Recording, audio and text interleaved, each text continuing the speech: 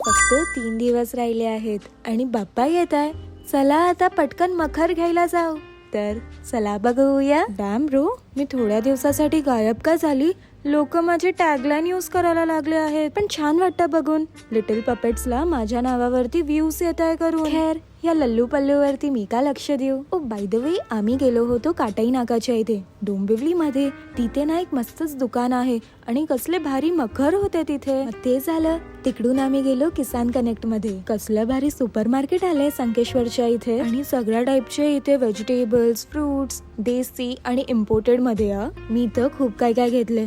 सगळ्यात पहिले अवोकाडोज, स्ट्रॉबेरीज. तर तुम्हीच बिल बघून सांगता का की स्वस्त आहे की महाग आहे? आणि घरी आल्यावरती लंच मध्ये ना खूप काय काय होतं. समोसा, ढोकला, छोले भटुरे.